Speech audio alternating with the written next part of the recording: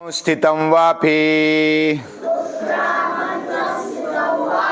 भुञ्जानन् वा गुणान्वितं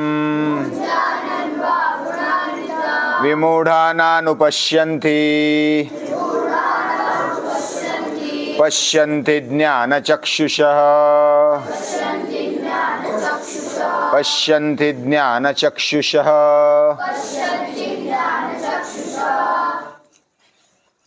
मराठी श्लोक आता है ना सभी को? डोळ्याने बघतो, साथ में बोलेंगे। डोळ्याने बघतो ध्वनी परिसतो, काणी पदी चालतो, जिव्हेने रस चाखतो, मधुरही वाचे आम्ही बोलतो, हाताने बहुसाल काम करीतो, विश्रांती घ्यावया, घेतो झोप सुखे फिरून उठतो, ईश्वराची दया, ईश्वराची दया। परमेश्वर की दया पर हम जीते हैं। वह हमारे अंदर बैठा हुआ है, इसलिए हम जीते हैं। ऐसा जो समझता है वह अच्छा जीवन जी पाता है, अन्यथा वह चलित हो जाता है या तो भटकता है, भ्रमित हो जाता है। हमारा पूरा जीवन, ये सृष्टि जीवन भगवान चला रहा है, ईश्वर चला रहा है, अलग अलग नामों से हम, लेकिन एक शक्ति, परम शक्ति, श्रेष्ठ शक्ति उसको चला रही है, और वो उसने निर्माण किया, चला रही है, और नष्ट भी वही करेगी, उसी में विलीन हो जाता है। ये अगर समझ हमारे दिमाग में थोड़ी सी भी बैठ जाए तो हमारा जीवन सहज और सुंदर होने लगता है। सृष्टि की तरफ हमारी जो उपभोगिता की दृष्टि है या तो उपयोगिता की दृष्टि है, वह कम होते होते भाव दृष्टि आ जाती है।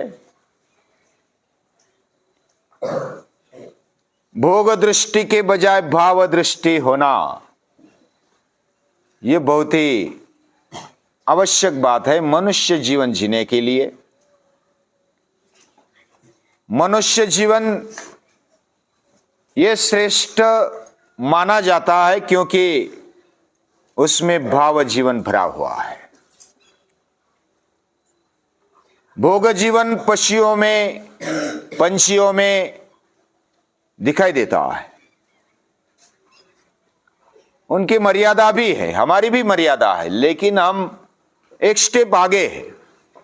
मनुष्य एक स्टेप आगे है, वो विचार करता है। कोई भी एक प्रसंग बताता हूं। एक बार दो चार लोग अतिथि बनकर के एक बड़े घर में गए। बड़े घर में, छोटा भी घर है तो आतिथ्य बहुत ही अच्छा किया जाता है, और बड़ा घर उसी को मानते हैं जो दिल से बड़े हैं।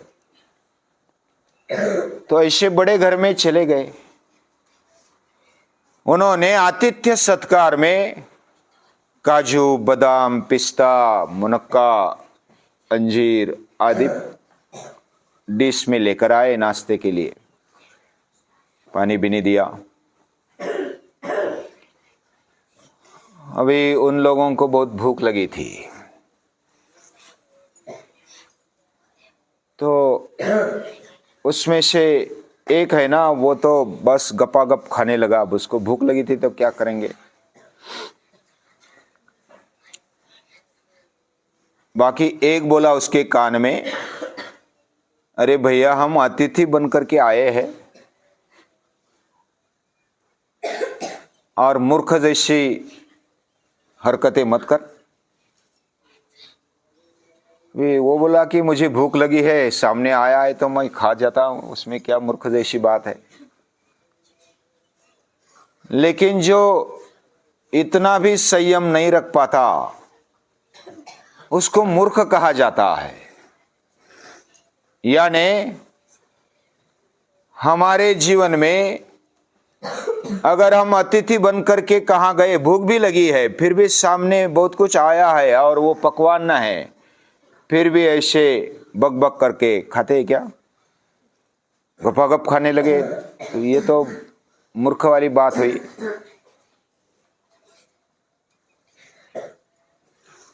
हमारा जीवन भी वैसा ही है। भगवान ने हमें देकर रखा है। हाँ, क्या क्या देकर रखा है? हमें इंद्रिय दिए हैं, विकार दिए हैं, विषय दिए हैं। हर एक इंद्रिय को कुछ विषय दिए हैं। आंखों को रूप दिया है, कानों को संगीत दिया है, वाणी जो हमारी जिह्वा है उसको बोलने की शक्ति दी है, टेस्ट करने की शक्ति दी है। हमारे नाक को क्या दिया है मानवीर? सूंघने की शक्ति दी है। और त्वचा को स्पर्श करने की ताकत दी है, वो विषय है। भगवान ने हमें सामने परोस कर रखा है, लेकिन क्या हम विवेक से काम नहीं लेंगे? जो भी दिखता है बस दिखाओ, खा जाओ खा जाओ, ऐसा करेंगे? नहीं करेंगे ना। उसको मूर्ख कहा जाता है। यानी हमें मिले हुए विषय, मिले हुए विकार, ये किसने दिए हैं? भगवान ने दिए हैं। और हमारे अंदर बुद्धि भी दी है, विवेक करने के लिए बुद्धि भी दी है। हमें उसको कैसे लेना है, किस समय लेना है, ये जो जानता है वह विवेक करता है। वह सोच लेता है कि मैं जो कर रहा हूं क्या सही कर रहा हूं। मुझे विषय मिले, भोग मिला, सामने है, फिर भी संयमित क्यों रहना है? फिर भी धैर्य से क्यों जीवन जीना है? हमारा जीवन इस प्रकार विचार करेंगे तो ध्यान में आ जाएगा। पहले हमने अभी ईशावास्योपनिषद चल रहा है,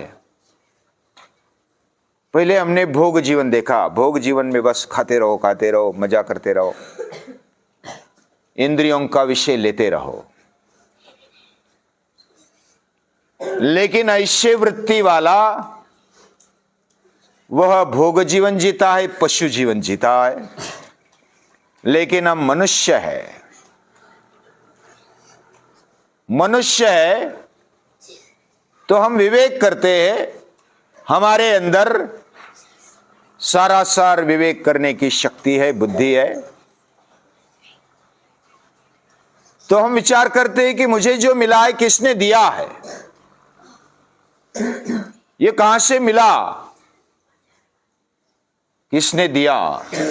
ये मुझे शरीर मिला, इंद्रिय मिले, अंतःकरण मिला, किसने तो दिया है, मैंने तो नहीं निर्माण किया। क्या मैंने निर्माण किया? पूजन, हमने खुद ने निर्माण किया?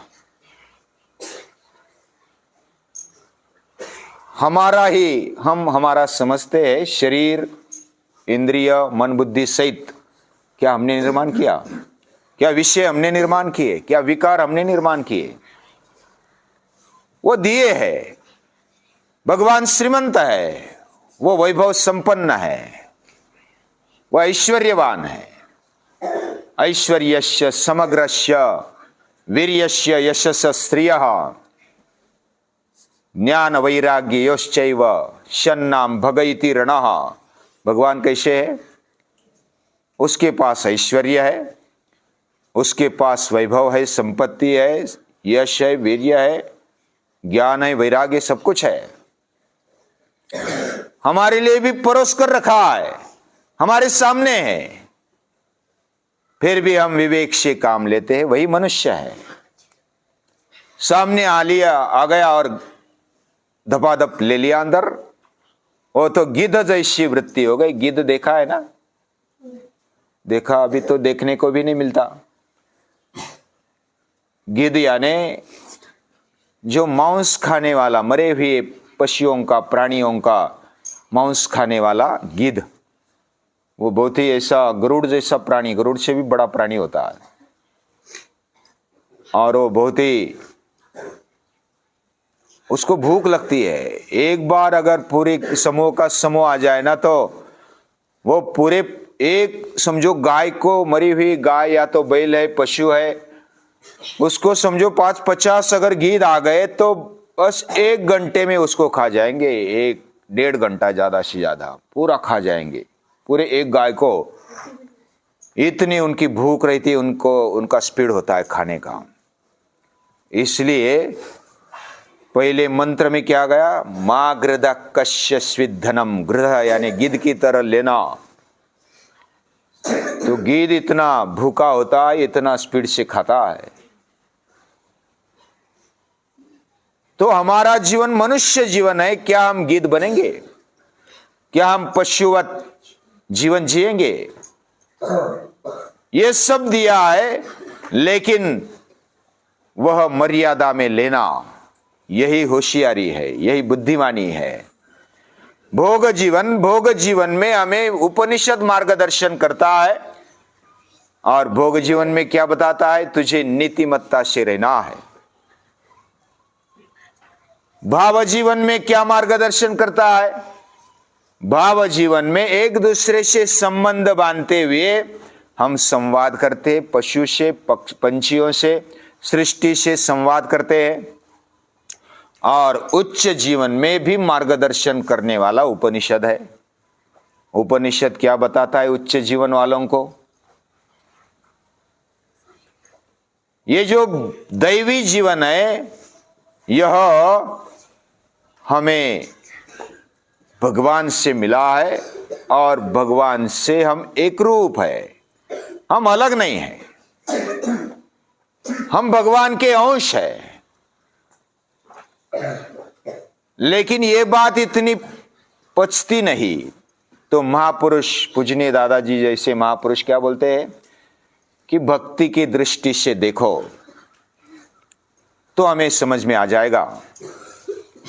यानी हम जो भी कर रहे हैं वह भगवान की दया है। डोळ्याने बघतो, ध्वनि परिसतो, हम आंख से देखते हैं, कान से सुनते हैं, जीवा से रस चखते हैं, वाणी से, जिह्वा से हम बोलते हैं, हाथ से बहुत काम करते हैं। हाथाने बहुत साल काम करितो विश्रांति ही घ्यावया, विश्राम भी लेते हैं, नींद लेते हैं, घेतो झोप सुखे फिरो नहीं उठतो, फिर से उठ जाते हैं। ये भगवान की दया। हम अगर भगवान की दया है तो उठेंगे नहीं उठेंगे पता नहीं। बहुत सारे लोग रात में मर जाते हैं, पता नहीं होता। सोते समय पता नहीं होता सुबह उठेंगे क्या नहीं उठेंगे। यानी बहुत सारे, लगभग 2-3% लोग रात में ही मर जाते पूरी दुनिया में। सुबह उठते नहीं, वो सुबह देखते नहीं। हमारा भी कोई भरोसा नहीं है। क्या भरोसा दे सकते कल हम उठेंगे? हम जग गए, भगवान की कृपा है। हम आनंद से रहते, भगवान की दया है। जो इस प्रकार सोचता है, उत्क्रामंतम स्थितम वापी, यानी मरते समय, जीवन जीते समय, भुंजानन वा, खाते पीते समय, गुणान्वितम, अलग अलग मन बुद्धि से, इंद्रियों से भोग भोगते हैं, अलग अलग गुणों के साथ रहते हैं, सत्व रज तम गुणों के साथ हम रहते हैं। उस समय भी जो भी उत्क्रामंतम स्थितम वापि भुंजानन वा गुणान्वितम विमूढ़ा नानुपश्यन्ति, जो मूर्ख है वो देखता नहीं है, सोचता नहीं है, उसको मूर्ख कहा गया। ये गीता कहती है, मैं नहीं कहता हूं। विमूढ़ा नानुपश्यन्ति, वो बार बार ऐसा सोचता भी नहीं है। क्या हम सोचते हैं अखिलेश? हमारा जीवन ये बुद्धि से युक्त है, और बुद्धि से युक्त होने के कारण भगवान बोलते कि उसका उपयोग करो। क्या हम ऐसा सोचते हैं? विमूढ़ा नानुपश्यन्ति, जो मूर्ख है वो नहीं सोचते, वो पशुवत जीवन जीते हैं। पश्यन्ति ज्ञान चक्षुषा, जो ज्ञान चक्षु धारण करते, जो बुद्धि से विचार करते हैं, वो देखते हैं। ये कोई ना कोई शक्ति हमें चला रही है, हमें विषय दिया है, विकार दिए हैं, उसका उपयोग करना चाहिए, उपयोग के लिए दिए है। लेकिन कैसा भी उपयोग करेंगे तो चलेगा। समझो गाड़ी दी है हमें, हमारे माता पिता ने कार दी समझो, हम कौन सा भी गियर डालेंगे, किधर भी रास्ता छोड़कर चले जाएंगे तो चलेगा। उसको ब्रेक दिया है, क्लच दिया है, गियर दिया है। जैसा हमें रास्ता है उसी से वो सीखना पड़ता है। हम रास्ते पर, और जैसा रास्ता है उसी स्पीड से चलेंगे तो गंतव्य स्थान पर पहुंच पाएंगे। उस मिले हुए विषय का, मिले हुए वस्तु का उपयोग हम सही तरीके से कर पाएंगे। कब कर पाएंगे? जब हम बुद्धि चलाएंगे। नहीं चलाएंगे तो गड्ढे में गिर जाएंगे। बस यही उपनिषद कहता है, यानी विचार करने के लिए बाध्य करता है उपनिषद। ऐसी बुद्धि भगवान ने हमें दी है, यानी पूरे इंद्रिय दिए, मन बुद्धि दी, उसके लिए विषय भी दिए। यह सब सामने रखा है, हमारे जीवन में परोस कर रखा है। उसका उपयोग हम कैसे करते हैं? जैसे एक खिलाड़ू है, खिलाड़ू कब किसको आउट करना है, या तो एंट्री डाली आउट करके ही आना है, ऐसा नहीं है। क्रॉस कर लिया, या तो कोई ऐसी जो भी बोनस पट्टी, उसको छूकर भी आ जाता है, उसको बोनस मिल जाता है। कभी कभी आउट करता है, कभी नहीं भी करता। बचने में भी खेल होता है, आक्रमण करने में भी खेल होता है।